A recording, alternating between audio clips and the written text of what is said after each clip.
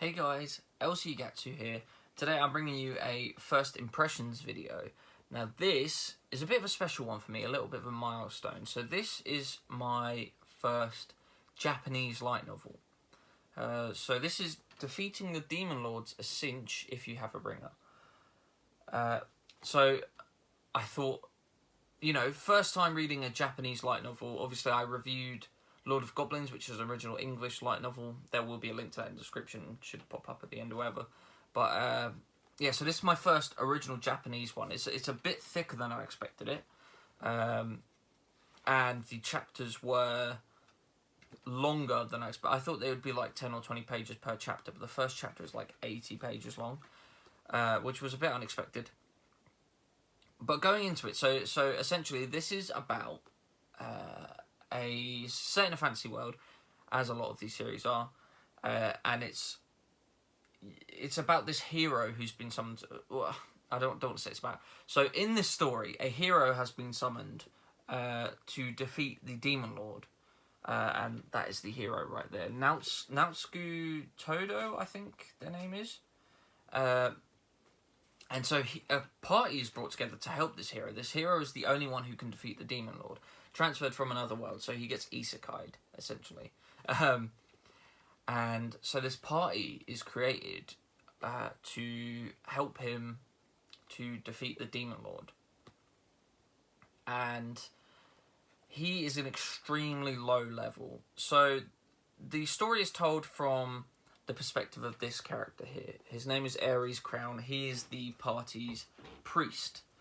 Now he is extremely high-leveled compared to the rest of the party. So I'll just run you through the rest of the characters. So you've got the hero, Naotsuku Todo, who I think is level 15 by the beginning of the series. Ares... Is it Ares? No, not Ares. Aria Rizas, that's it. She is a sword master. She's level 20 at the beginning of the series. And then you have Limis Alfreda, who is a mage. She is level 10 at the beginning of the series. So essentially, this party is brought together, and you're introduced to them. And essentially, the reason these two have been chosen for the party is because the mage, Limis, she's a princess, so she is part of the royal lineage, and Arya is the daughter of a great swordsmaster who is like the head of the military. He is really influential. So it seems like they've kind of been put in this party for their position and not for their skill, which Ares is not happy about, because Ares himself is level 93. And the max level in this world, it is stated in this book, is 100. So he's much more experienced, extremely high leveled. So the way it's explained in the book, it's essentially experience points. You get experience points by killing something, but it's called life force. You absorb part of their life force, and eventually you get enough to level up. And that just improves your abilities and everything. You know, your physical build, you'll feel stronger, you better proficiencies at everything. So leveling up just is a concept. This world is like an RPG. Every time you level up, you get a bit better at everything. And so Ares, not happy about the situation, sets out to level up the party, specifically the hero, Naotsuku. I think I'm pronouncing that right. And it's told from his perspective. I like Ares as a character because he's very realistic. He's very sarcastic. He's not happy with the role he's been given, but he is committed, and he knows it has to be done. And if he's not going to do it, who will? Is essentially his thing. Like he if he's the best, because he's essentially one of the best priests. He is really good at killing things. He's not what you'd expect from a priest, but basically he sticks with it because the fate of the world holds in the balance. So he leads them to level up, and basically at the end of the first volume, he gets kicked out of the party. He teaches the hero, the holy warrior, how to do, how to heal, how to do all the priest things, basically heal, level up people, build these prisms of holy light to protect them, all the basic holy techniques. And then the hero kicks him out of the party because he's a man and he requested only women in his party, the hero. And so I wasn't a fan of this when this happened. I was like, oh, I don't like where this is going. It's going to be, him clamouring after the hero and that, and the hero just being a dick. And to be fair, the hero is a dick. The hero is an arrogant arsehole, which I like and dislike, because it makes sense. This person who's been transported from our world, where they're powerless, you're just a person, get transported to this other fantasy world and told that you're like the Messiah, you're the shit, like you can understand how that would go to their head, but they're kind of, and he's surrounded by yes men as well. These everyone in his party just kind of has to do what he says because he's the hero, and it then turns into Ares having to lurk in the shadows to help the party and stop everything from going wrong. And the hero does a lot of things to make things go wrong. He's takes on all sorts of unnecessary quests. He's distracted from the actual leveling up and focusing on the Demon Lord. He does a lot of things to make himself a target for demons. So they're essentially, in this first volume, they're on a timer, because it's estimated that about a month should pass before the demons realise that a hero has been summoned, for them to then send demons after him. So he has about a month to level up. And Ares is trying to make this happen, but obviously once he's been kicked out of the group, he can't do that directly. So he has to essentially, lurk in the shadows, unlike a priest.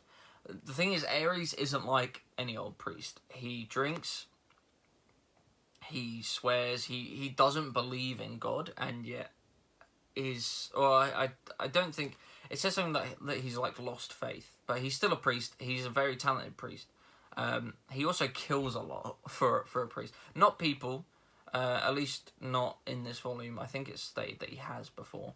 But he's very good at killing monsters. He's a crusader, so he's specialised in like killing monsters and that. And it gets to a point where Ares has to stay one step ahead of the party to stop them from getting themselves killed, essentially. So there's this one point, I believe it's in chapter 3. Spoilers, by the way, for chapter 3. I'm trying not to be too specific, but this will be specific. Basically, there's this dragon-like monster in the forest and in his clearing, and the village headman asks the hero to do it, and the hero's like, yeah, alright, even though the hero is far underleveled for it. So Ares decides to take it upon himself to go ahead of the party and weaken the dragon to a point where it's just an easy kill. The hero can just kill it, get lots of experience, make it so easy for the party to just get on with it and carry on. But the hero gets there and says to, this is bad on my part. So there's a character called Naomi, I believe. Let me just double check because it has the main characters. No, Amelia Noman. That's why I got it wrong. So Amelia, she becomes Ares' helper after he gets kicked out of the group, and she temporarily joins the party. And then when they go to the dragon or whatever, the hero asks Amelia to heal the dragon because he feels sorry for it, essentially. And I won't say what happens until then, but you can see how, Ares' frustrations grow, and it's kind of, it's got funny moments, it's got serious moments. The action scenes are really vivid and really interesting and entertaining. I had a lot of fun when it came to like the action scenes. So I don't want to say too much more, because I don't want to spoil too much. I do want to show you just some of the artwork. Let me get some of the earlier artwork so I don't spoil anything. I do enjoy the artwork. I do think sometimes the faces can look a bit strange. But alright, let me show you this coloured artwork. So it's a pull-out at the beginning of the book. Also, you've seen the covers. So that has the four members of the party before they set out on their journey. So the artwork's really nice, but obviously it's quite scarce. Like Amelia looks really nice on the back there. It has a couple of like slightly raunchy moments, but overall it kind of sticks to the story and builds this really interesting world that I'm excited to read more about. So yeah, I really enjoyed this. I ended up giving it.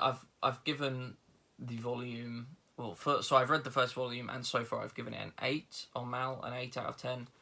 I really enjoyed this volume. I've ordered volumes 2 and 3, so they're on their way. I'm looking forward to enjoying them, and yeah, very good experience for my first light novel. Apart from the chapters being a bit long, so it did.